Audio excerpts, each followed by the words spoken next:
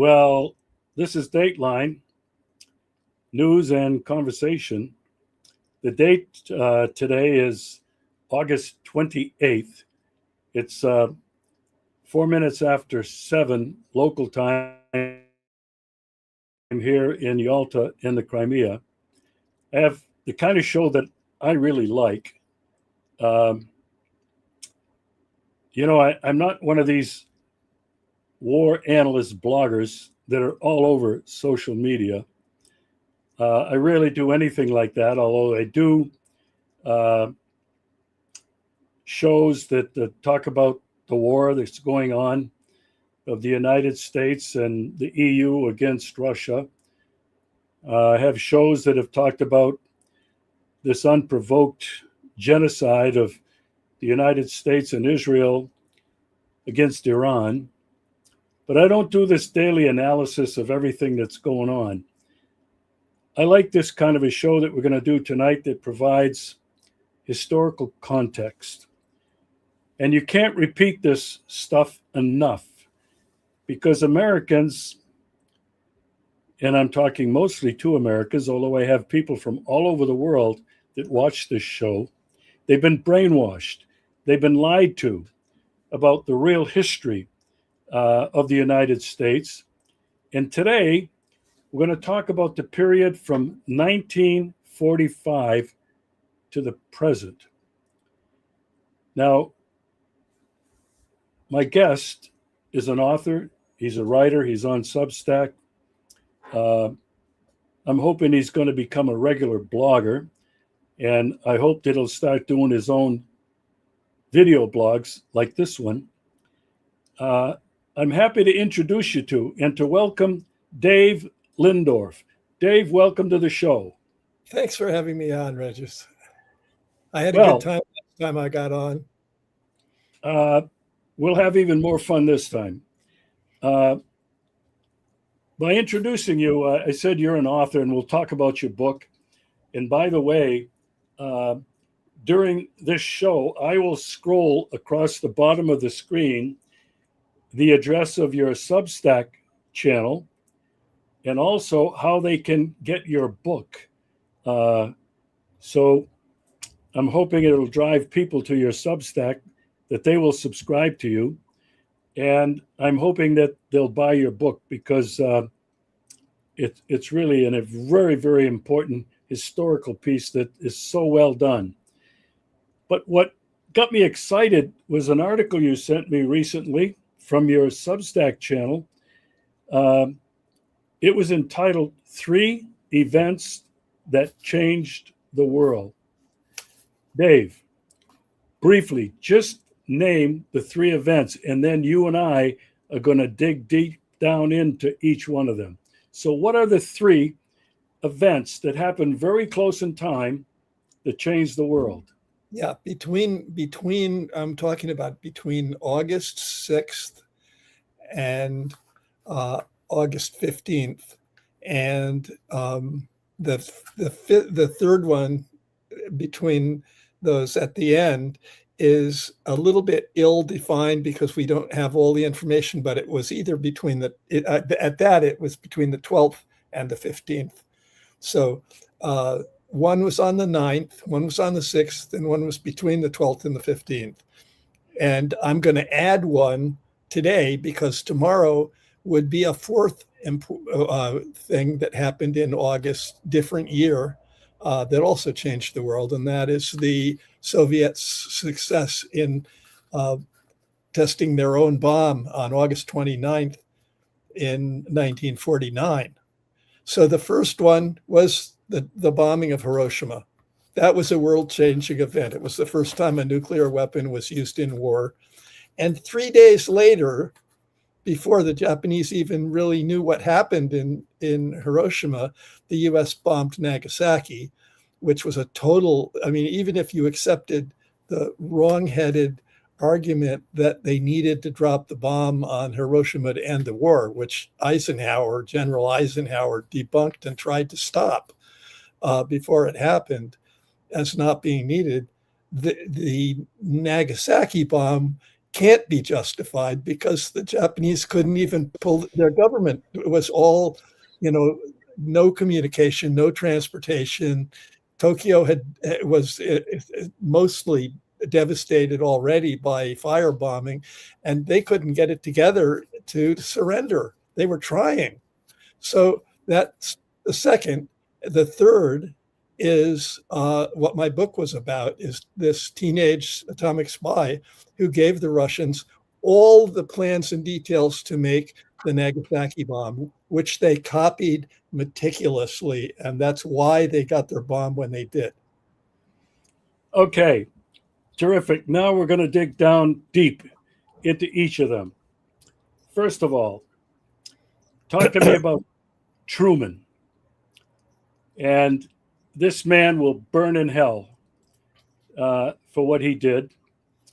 I made a movie called 30 Seconds to Midnight. And in the beginning of that movie, it was referencing the discovery of the atomic bomb and the use of it by the United States that I said at that time changed history forever.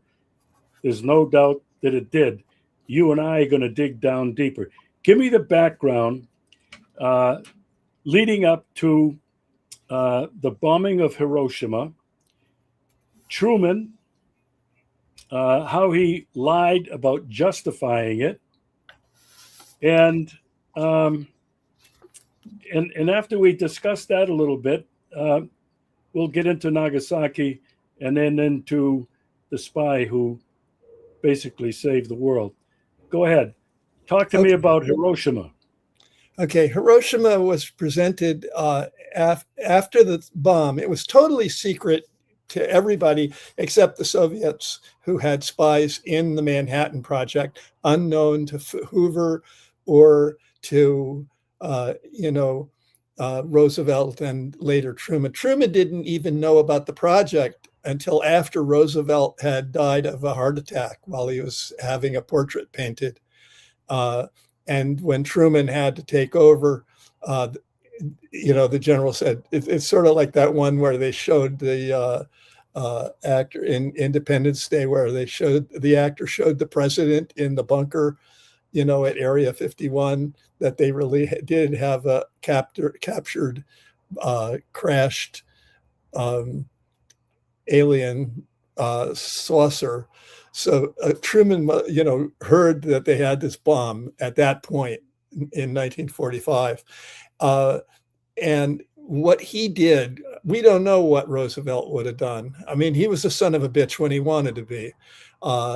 But whether he would have bombed Hiroshima or not, I don't know. He had a more favorable view of the Soviet Union than Truman did, who was a rabid racist and rabid anti-communist.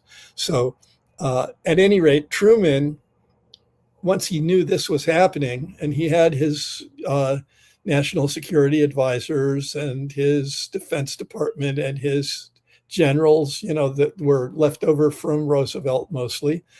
And they were really gleeful at the idea of getting the bomb. Now, when Truman took office in April, we didn't have the bomb.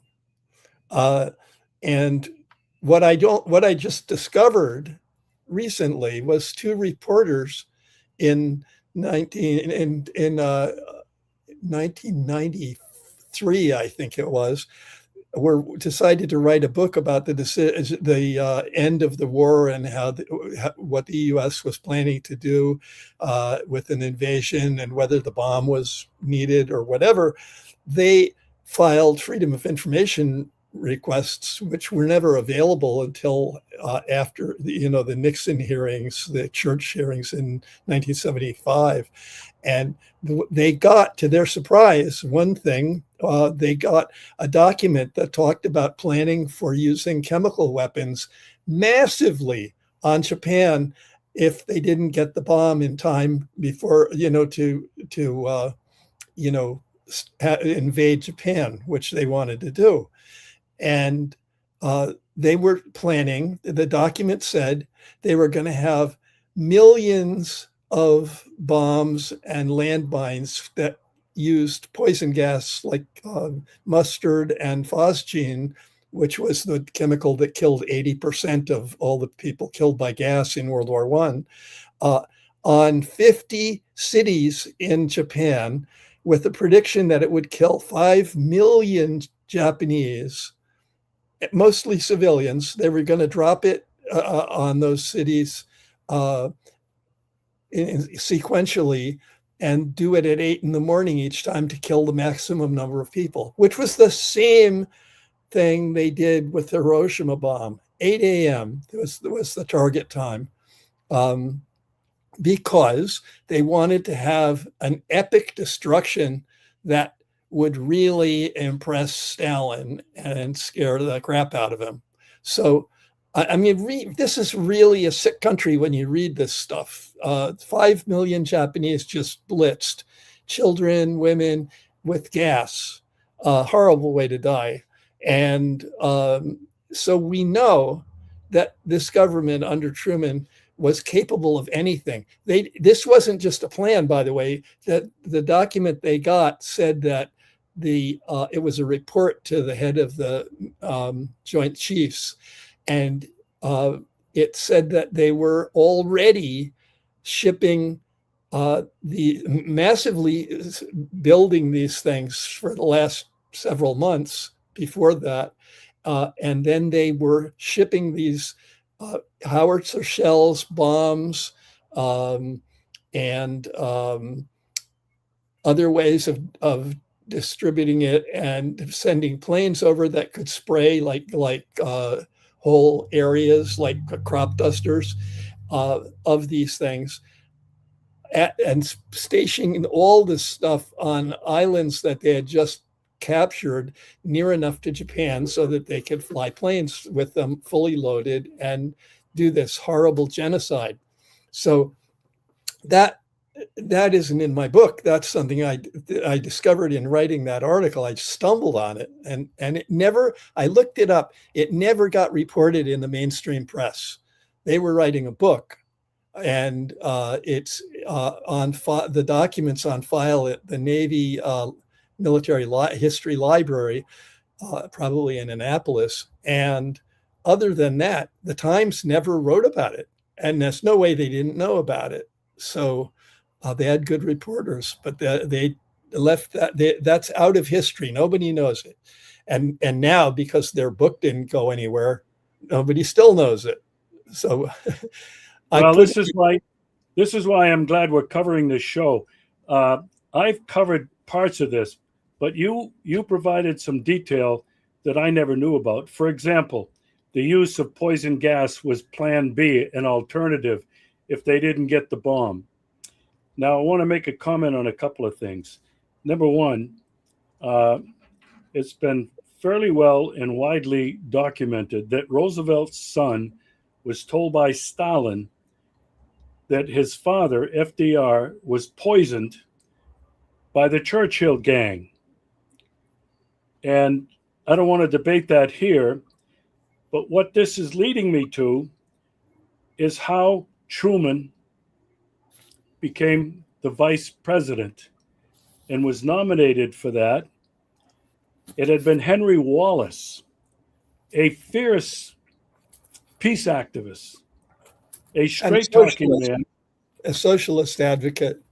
Yes, and had traveled to the Soviet Union, came back with positive and flowing reports.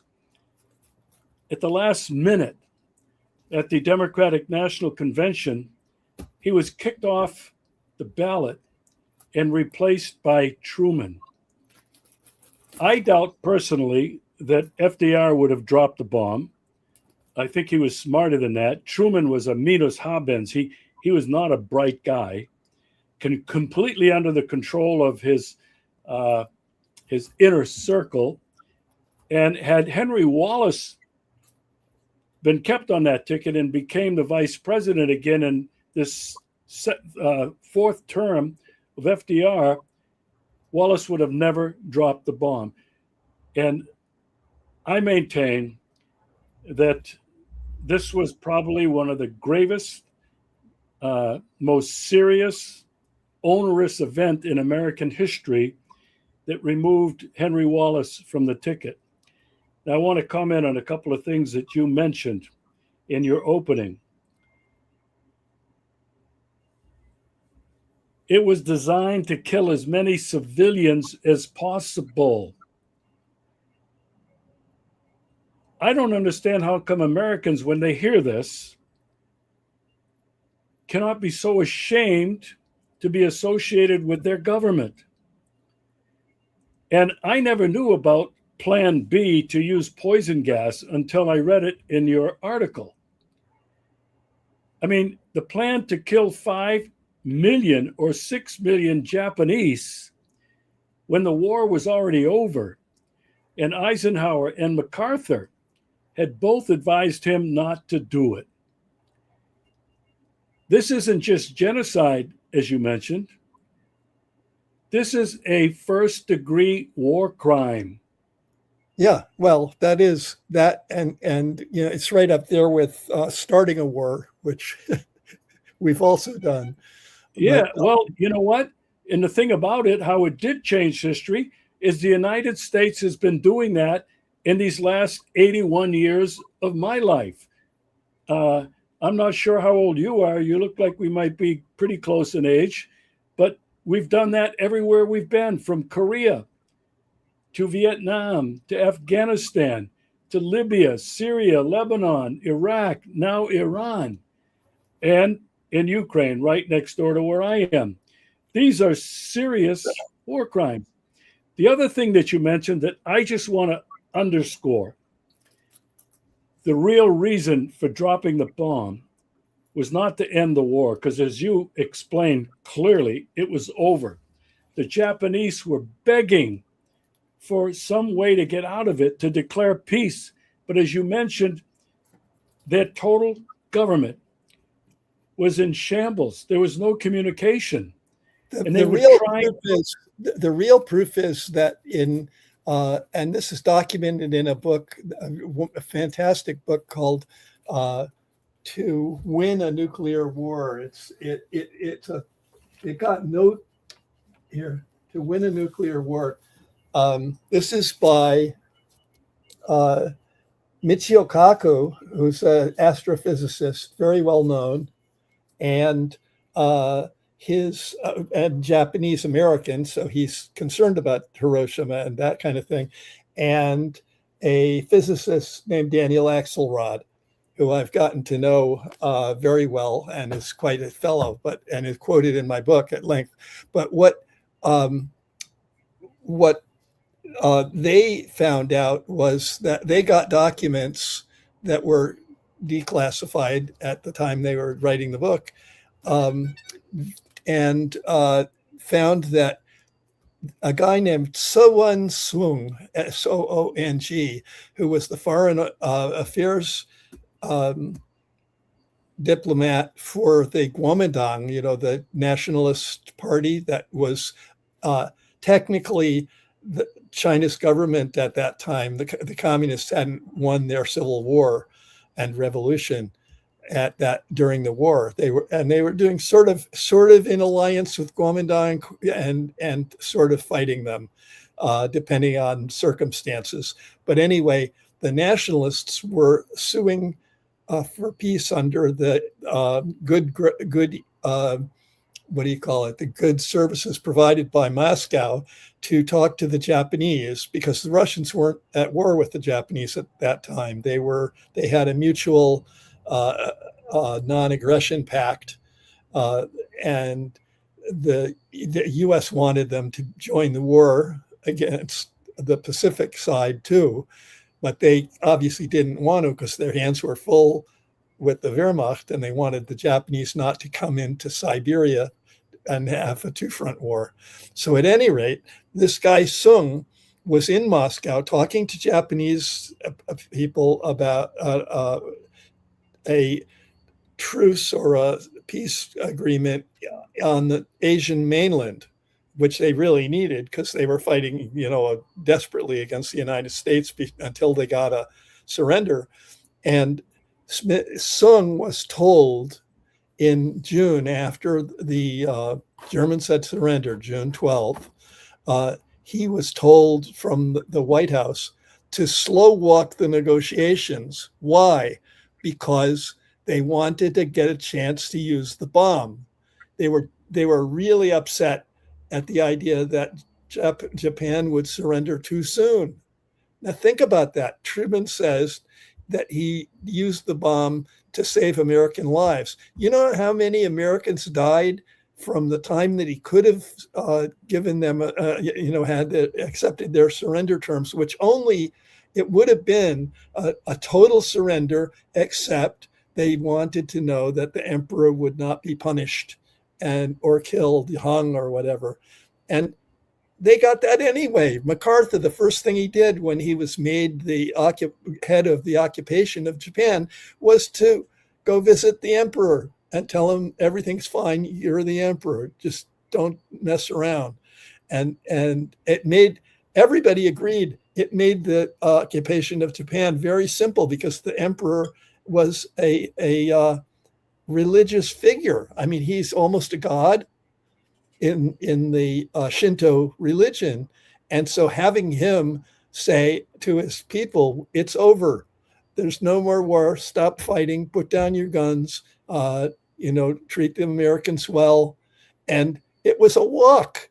It was a walk. Nobody died in Japan. Some planes got shot down because we were still bombing the crap out of them, and up to that end. But if he had done that, there were boats that wouldn't have sunk. A destroyer, like after the bomb had been dropped, the Hiroshima bomb, a destroyer was sunk off the Philippines by a Japanese sub who had a good hit with a torpedo, and I think hundreds of sailors died in that. All of those lives would have been saved if Truman had accepted a peace effort by the Japanese in June, in July, in August. It was ridiculous. Everybody knew that they were over.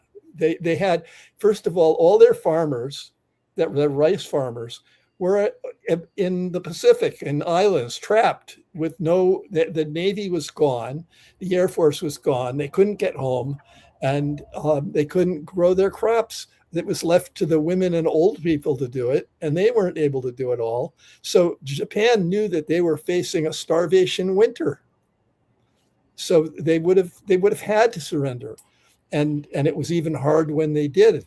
So it wasn't going to happen if there was a surrender, and the U.S. wouldn't have gotten to use the bomb. Yeah, I just want to underscore two things that you mentioned. Number one, it really was a message to the Soviet Union and to Joseph Stalin. Look at this weapon we have. Don't mess with us. Yeah. And then the rest of the story, part 3, we're going to delve into the Soviets getting the bomb. But the other thing that I wanted to underscore, then I think that historical context is so important, is the historical context is important to understanding what's happening today and following those events in 1945 and 1954, I think it was. Now, let's go briefly into Nagasaki, the second event that changed the world. Tell me the background to that. Okay. Why on earth did Truman have to drop a second bomb? One was to test it in real conditions, because there were 2 bombs that were being made. One was a uranium bomb based on U-235, which is the one that the Iranians have been trying to make, and you can see how hard it is to do, especially when you're under attack, or under blockade.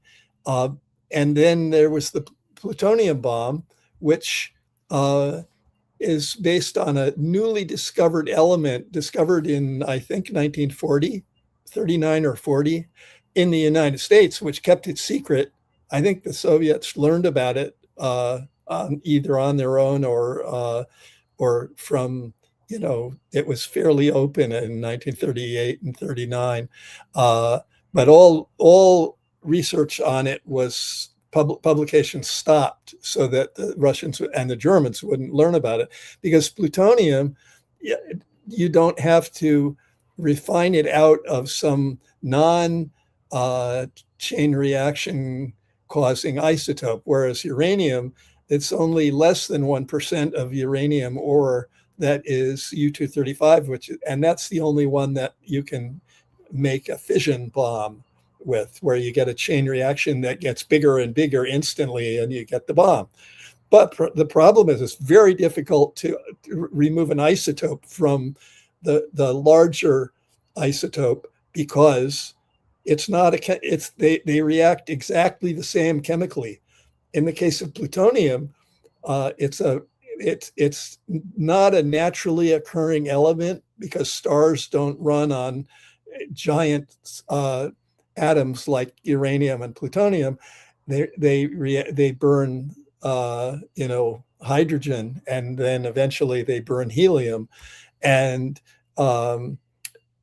so the plutonium is actually a waste product in the nuclear waste of reactors, but you can get it with chemical reactions, which are a lot easier to do. And so once they discovered it, they started, using the reactors they had, as did the Soviets. But the Soviets didn't have any uranium mines. They didn't have nuclear reactors except for small scientific ones. So they couldn't make a lot of plutonium quickly unless they decided to make an effort. But it wouldn't have been the same effort. Look what the U.S. was doing to get its uranium. They made a whole city in Tennessee called Oak Ridge that became 100,000 scientists and engineers and techs to get the uranium just for that first uranium bomb. There's a scene in the Oppenheimer movie, which is probably fake, but it gives the sense. There's a scene of a glass jar getting filled with marbles, and they were doing that to show when they would get enough uranium-235 to make a uranium bomb. And the reason they wanted it is it was so simple to make.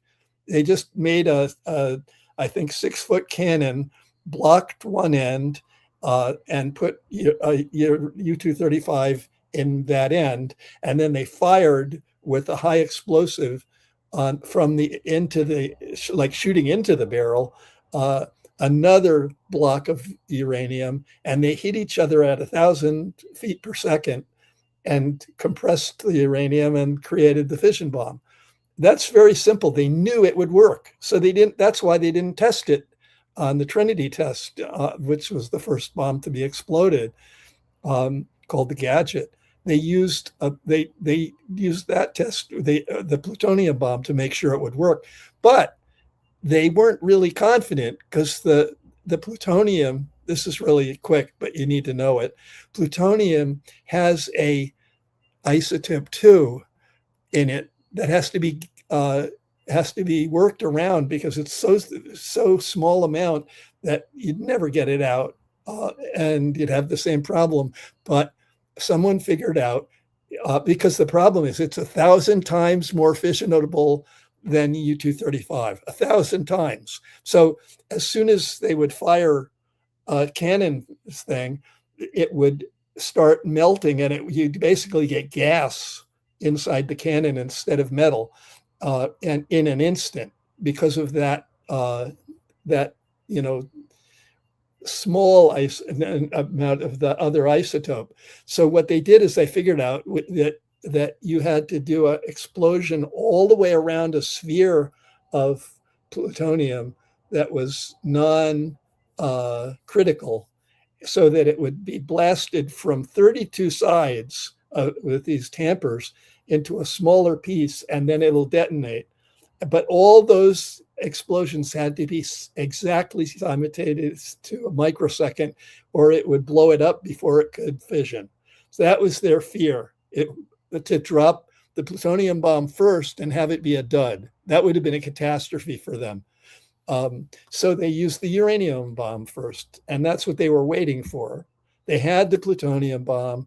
They had already flown it to Tinian Island before the war, before the second bomb was exploded on Hiroshima. They already had the approval to drop it on another city. Kokuro was the target, and so that was going to be the plutonium bomb, which did work even better than the uranium bomb. One was 15 kilotons, and the uranium bomb was 21 kilotons, and devastated Nagasaki. So that was why that happened, and they were going to do it no matter what, and they were not accepting a surrender, so that wasn't going to happen. And even the Japanese publicly calling us for a stand down by their troops wouldn't have stopped it. Well, another important piece of history that's been whitewashed or hidden or never revealed, as you mentioned, until was the Church Commission when they began finding out some of these things. The one thing that I wanted to mention was I was in Hiroshima. I never got to Nagasaki for the 70th anniversary of the bombing. It was an incredibly emotional experience for me. I was there with 10,000, mostly Japanese and others, observing the memory of what happened. And the phrase that was on everybody's lips was never again. I'm afraid that we've forgotten that. The other thing that I want to emphasize that I did not know, they dropped that second plutonium bomb to test it. How viciously evil the people and the thinking behind this was. It's hard to comprehend as a human being that there are creatures. They can't be like us in every way. They can't be, who are evil enough to do this. I mean, this is what has it's stuck with me. It wasn't prior to me going to Hiroshima, but having visited there and seen the destruction, I even interviewed some survivors. And I'm telling you, it was an emotional experience. And it was at that time that I really came to believe that human history had changed to the extent that we do have these evil creatures amongst us who used it twice and will definitely use it again. Well, it gets worse, and I want to make sure that I get this in. Well, let's go to part 3, and can we bring it out? Before I get to part 3, there's something I want to say. Wait a second. I'm going to let you do it. But what I'm going to do is I'm going to scroll your Substack channel across the bottom of the screen while you're talking. So go ahead. Okay.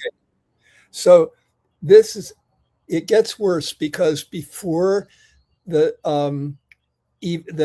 Trinity bomb test was done, Truman already told Oppenheimer he wanted the Manhattan Project to start working on how to industrialize production of both the bombs, because he asked his so-called nuclear strategists. This is a new title that they came up with before they had the bomb. He told them he wanted to be able to make how many bombs did he need to have to destroy the Soviet Union so that they would never get the bomb, right? Now, the Truman administration did not know, nobody in the FBI knew that the Russians or Soviets had penetrated the Manhattan Project and knew all about the bomb. They didn't know any of that until 1950, right? And they were being told all that time, including in the 5 years after the war, that the Russians would not get the bomb, or Soviets would not get the bomb for 8 to 10 years, right? Now, so they had this clear time to be a monopoly with the bomb, and they could do what they wanted. They could control the world. They were so gleeful about that. That's why they wanted to drop it. But actually, we'll find out about why they got it. But the point is, when they didn't think they needed the bomb, they wanted to start building hundreds of them, because the strategists told Truman, if you want to destroy the Soviet Union as an industrial society, it will take 400 Nagasaki-sized bombs, 400, hitting 100 cities in Russia by population, and major military bases, naval bases, and stuff like that. Sometimes some of the big cities, Moscow, and Sebastopol and stuff, they were multiple hits with these 20 kiloton bombs. And that was being planned. And they started the mothballed assembly line at Boeing for B-29 bombers, which were the only bombers in the world that could carry these 5-ton and 4-ton bombs and cover the distance they would need to go to get into the interior of the Soviet Union, where they had moved their heavy industry, and get back or out of Russia after doing it.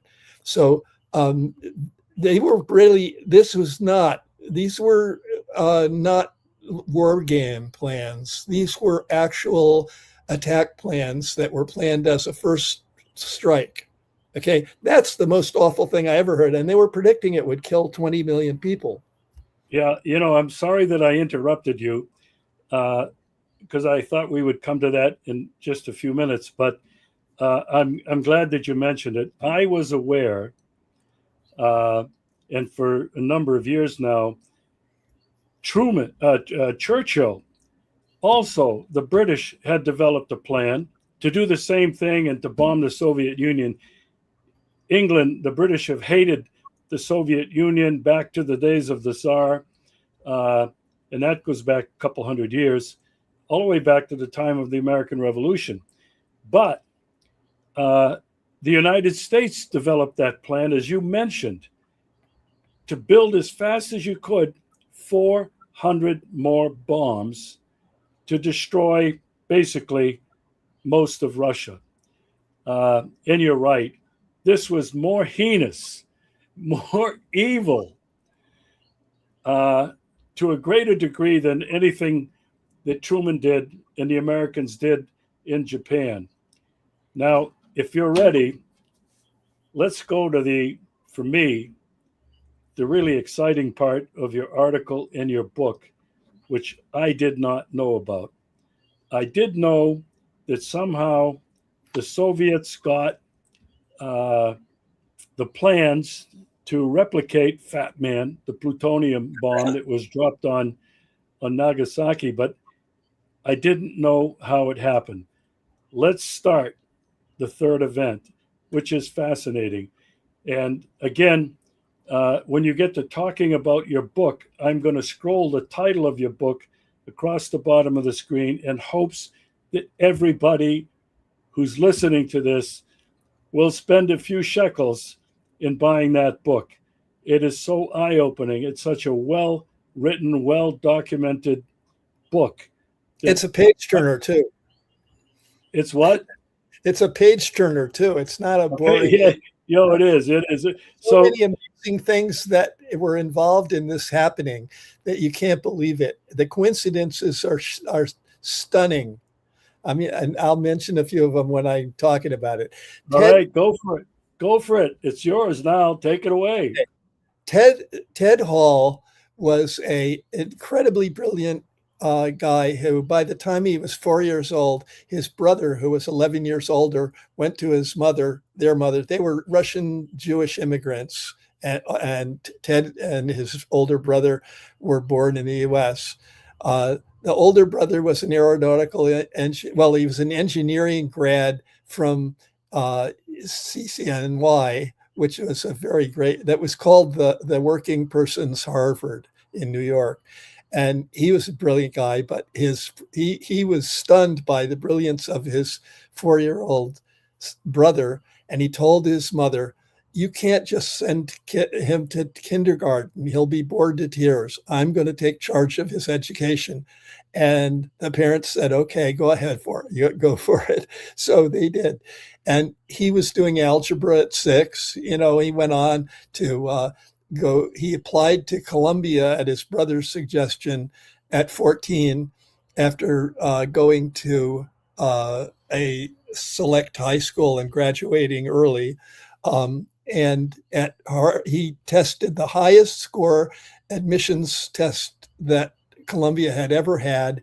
And then the admissions office called him to his mother and said, "Come in with him. I need to just talk with you." And he said, "We can admit Ted, but he's not. I think he needs to be more mature to take advantage of Columbia's what it has to offer." So he said, "Why don't you just?" This is funny. He said, "Why don't you send him for a trip around the world and just, this is right before the war." Send him for a trip around the world. She didn't do that, but she sent him to Brooklyn College, and he started working there as a college student at 14.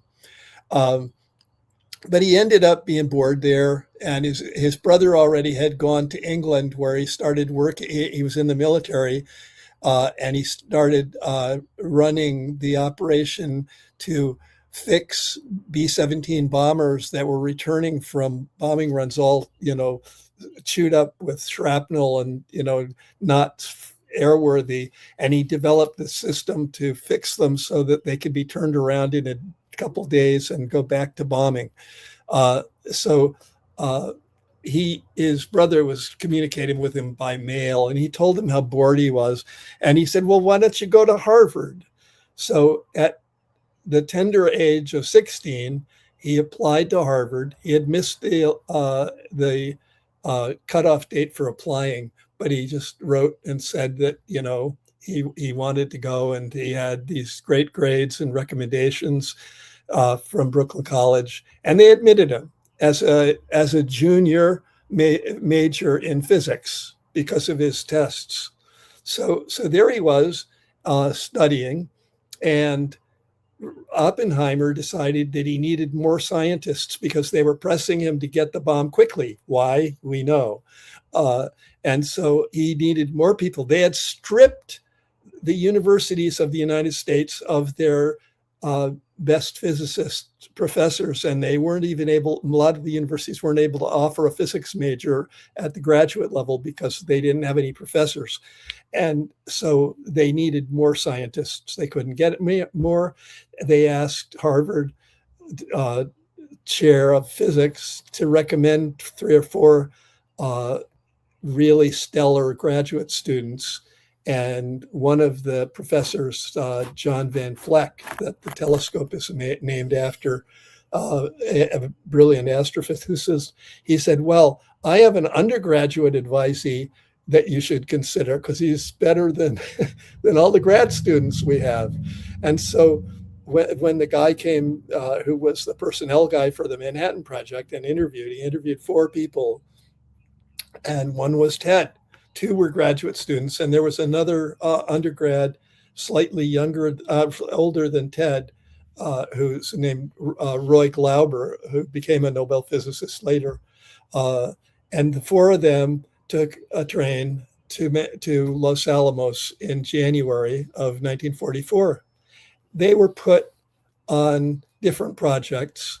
Glauber was put on the plutonium bomb development, and Ted was put on the uranium, figuring out what the critical mass was which was more of a mathematical issue. And Glauber, who had a room next to Ted, said he was really hating his job because he said, I don't like experimenting, doing physics experiments. I want to do the thinking part, And Ted said, well, if they'll let you, I'll swap with you. So I like anything to do with physics. And so they did. They asked, and they were allowed to switch, which put Ted on the plutonium bomb. But if he hadn't been on the plutonium bomb, he wouldn't have been any use to the Soviet Union. They needed to know how to get enough U-235. They didn't even, weren't even thinking about plutonium at that point. So Ted, I guess they knew about it by then, or may have been trying to do it, but they didn't know about the implosion idea. So anyway, Ted started working on the plutonium bomb, and he was testing and refining the implosion system. Perfect, right? Doing tests with. They were modeling it with lanthanum and measuring the gamma output instead of the neutron output, because what you want to do is have a lot of neutrons blow out and start the chain reaction. They didn't want they couldn't test it, because it would be a nuclear explosion, but they had a way of figuring out the shapes and what would work by getting gamma rays. That was what he was doing. He knew all about the bomb. And what it got to the point, when they hired him, he was told, we're in a crash project to get the bomb before the Germans do. We don't want Hitler to have an atomic bomb, and we can stop him if we have it too. And so they were already thinking, the idea of mutual assured destruction. So Ted signed up. He was working on this thing, and he bought the argument. After all, he was Jewish, and he knew the shit that was happening to his ethnic group in Germany. It didn't need an argument to join it. So he's working away, and with all these Nobel bound people, and some actual Nobelists, and he's the youngest physicist there. He started, but he was a student of history, is very smart, and he was reading what was happening. The Russians were our allies. And I make a point of this at the start of my book. People were cheering for the Russians. Every news day, you saw headlines that that in that period in late 1944, the Russians had won in Stalingrad. They defeated the German encirclement. They were pushing the Wehrmacht back towards Eastern Europe and through Eastern Europe towards the eastern border of Germany. So it was clear they were being bombed day and night every day. And it was clear to Ted, as it was to a lot of senior scientists at Los Alamos, that the Germans were never going to get the bomb, because at this point, their infrastructure was dead. Their access to shipping, large amounts of uranium were not available. They didn't have the electricity they needed to refine the uranium. They were really unable to get that. Even if they weren't going to lose the war, or the war was going to go on for a long time, they weren't going to build the bomb, and that really alarmed Ted. In talking with other people, he heard them talking that the U.S. was, obviously. It was clear that the U.S. was keeping the Russians from knowing about the bomb.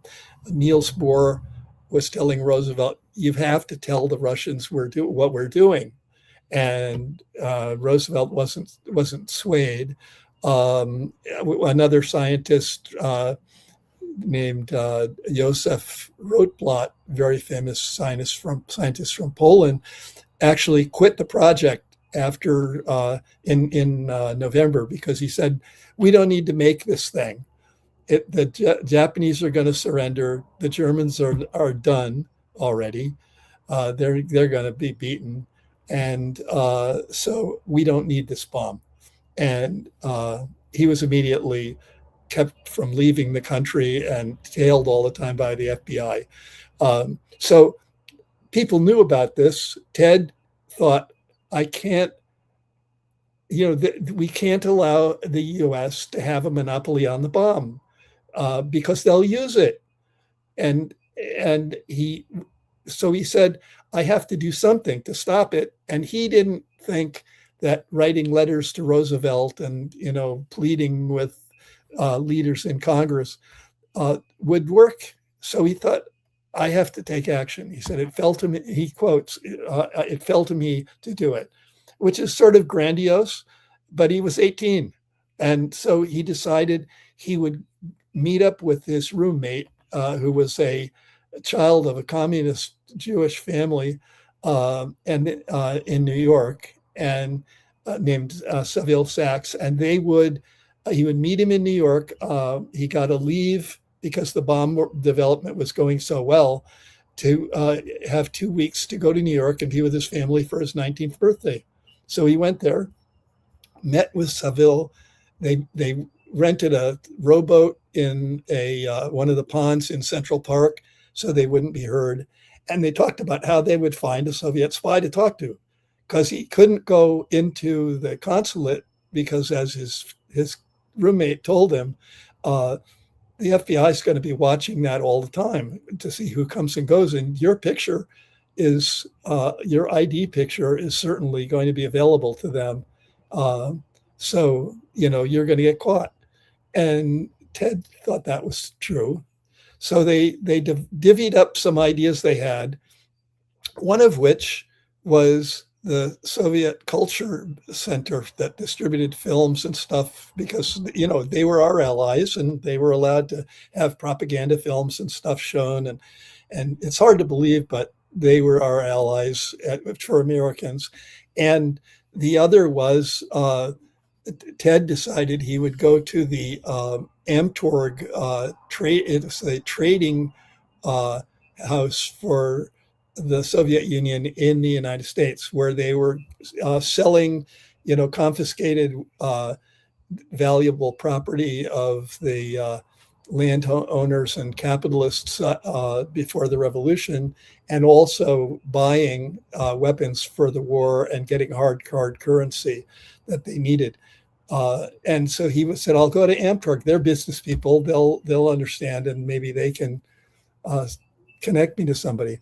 Well, both of them went, and Saville Sachs got to see the head of the, he talked his way into talking to the head of the Culture Center.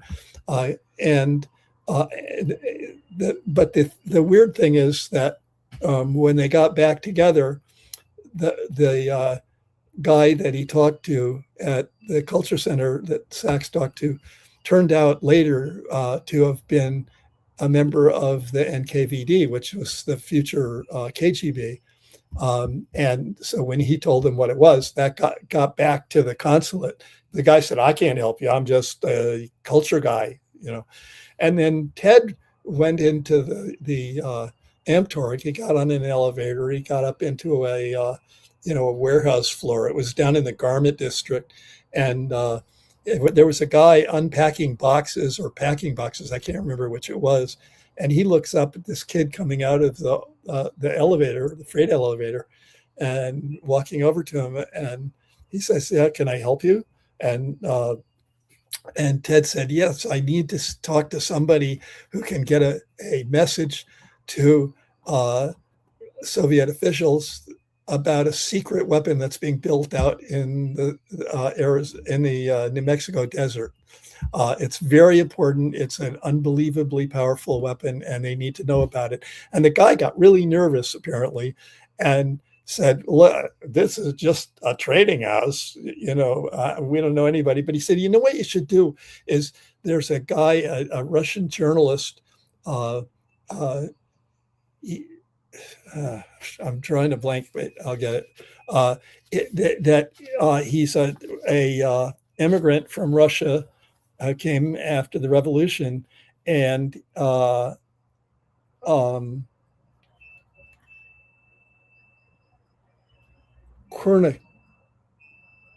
Kurchitan.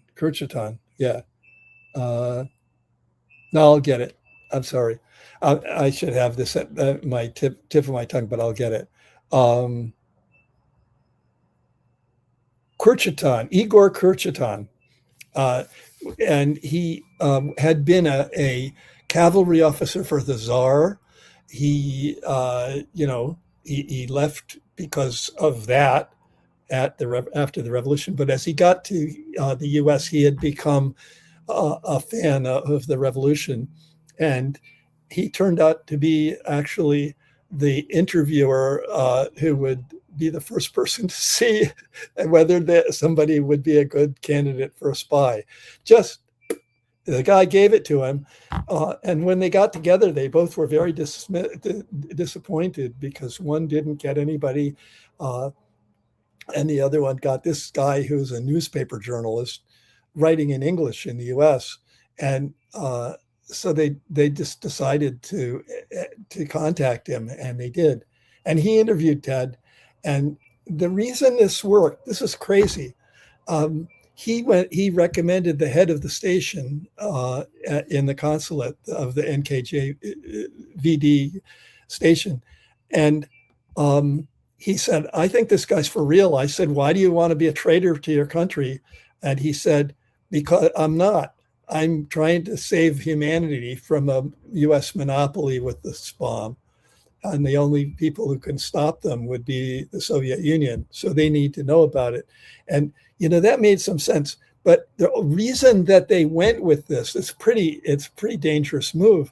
They didn't have daily contacts with the Lubyanka, KGB, because they knew that their phones and their cables were being tapped. And it took a long time to do their translation into code. It was a very complicated code. So they couldn't do a daily thing and get it back, can we take this guy on? So they made a very, given Beria, who was a pretty nasty guy, and didn't take insubordination well, the station chief and others decided they had to take Ted because he was leaving to go back to Los Alamos. He'd used up his 2 weeks and he didn't want to be late and arouse suspicions. And so he said, I need an answer.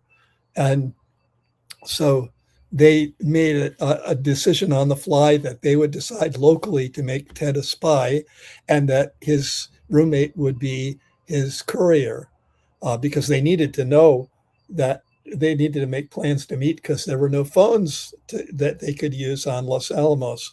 So that was sealed. And the way it was sealed was Ted was waiting at the train in Grand Central Station. He couldn't get the answer. He hadn't gotten it. And then he saw his parents went to see him off, and they're in the that big grand lobby. And he saw Kurchitan sitting on a bench signaling to him.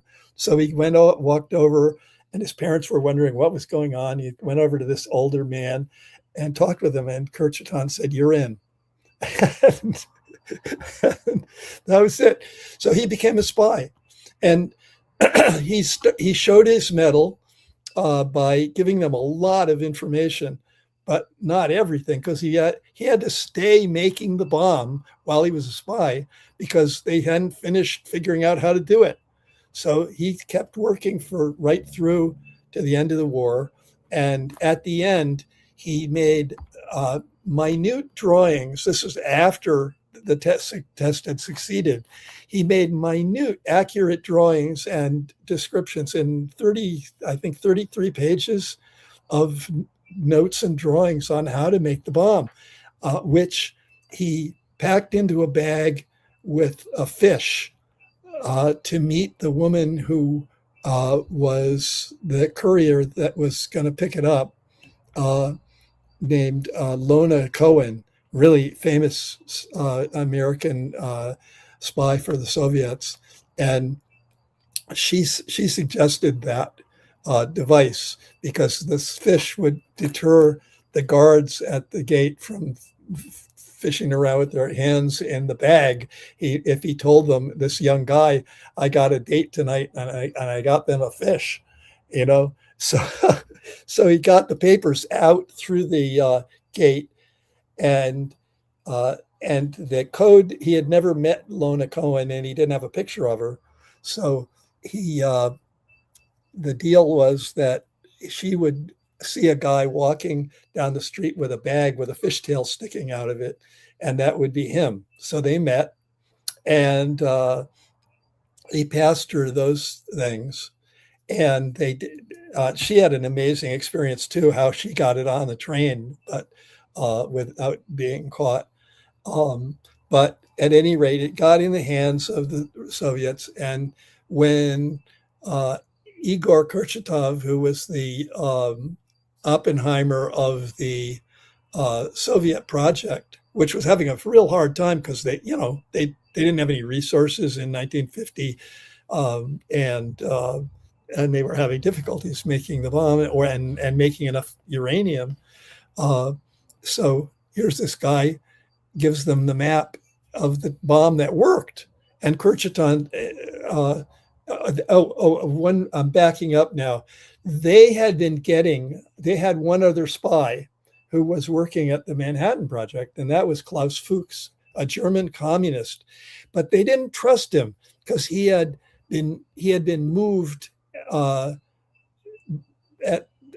July of 1944 from working on the project at Columbia University on the uranium thing to join with a bunch of other Brits, because he was a dual citizen by then. And he'd been allowed into the US despite them knowing that, and the British knowing that he had been a very radical communist member while he was living in his native Germany. And he'd fled the Gestapo and got to England and was allowed to finish his doctorate. And he was at Bristol University, where they were starting the tube alloys British nuclear bomb program, and he was allowed to be on that. So he'd already been sending them stuff. They trusted him. But then when they sent him, when he went to Los Alamos, they lost touch with him, and they didn't have any way of reaching him, and he didn't seem to be at Los Alamos. And in fact, he was sent out from Los Alamos on some other things. They couldn't use the phone to call anybody because he didn't trust any phones. So he didn't. And he was out of their contact for 6 months. And they obviously got really worried that he had turned, or that they were turning him. So they were wondering whether this crazy idea that he sent about, not a lot of details, but about the implosion system was a dead end that was being sent to them to steer them wrong, right? And so when Ted's thing walks in the door while he's still missing, and he's saying the same thing that Fuchs was saying, Kurchatov got the courage to go to Stalin and say, listen, sir, we are not going to get the bomb in time to protect ourselves unless we stop work on the uranium bomb, which we're never going to be able to make during this hard time, because it's going to take forever to get enough of it. Here we can make a plutonium bomb that we know works. We've been given the entire plans by a spy who's working on it, and we can trust it. And Kurchatov said, this is the way to go. We have the plan. We know it works because their test worked. And this is what we're going to make if we use it, is that very bomb. And Stalin was convinced, and he said, okay, and you can don't worry about resources. Hire who you need to hire, ask for what you need, and we'll get it for you. And that was how they did it. That's a fascinating story. Ted was never caught, by the way. He was known in 1950 to have done it. They called him into the FBI office in Chicago because he was at the University of Chicago getting his doctorate. And they called him in 1950, when right during the trial of the Rosenbergs in New York, and so Ted was, obviously scared shitless, and they questioned him for 2.5 hours, and he kept saying, I never spied, I didn't spy," and they didn't want to reveal that they knew about him, or that they had cracked the Soviet code, even though the Soviets actually knew they did. But they didn't want to blow it. But then there was another thing that made them not do it, and that was that Ted's brother, that brilliant guy, had gone to Caltech and got an aeronautical master's degree, and he had been put in charge of developing the ICBM. And he made the motor they needed for the Atlas. And then he came up with this idea of how to make a large solid fuel missile, which became the Minuteman. So he invented the Minuteman, right? His brother, who was not a spy, but who never ratted out his brother, never blamed his brother, understood his brother's motives were good, and outlived him. But Ted trusted his brother, told him what he did, and why, and they stayed friends. So and he never got called in again, and he died of cancer from all those tests he did, renal cancer. Dave, thanks for that fascinating account. Unbelievable. The story of Ted Hall, the teenage atomic spy who may have saved the world. It's available on Amazon. I encourage anybody who's watching this show now, who will watch it when it's recorded. There's a movie too. There's a movie too that we made. I was a producer, and Steve James, a very, very noted director, agreed to do that. It was a great story, and he took it on, even though Russia had already started, invading in Ukraine, and it was now enemy number one for the U.S. And he took it on anyway. And I don't even know how we managed to get distribution, but Hulu took it, and you can watch it. It's called A Compassionate Spy.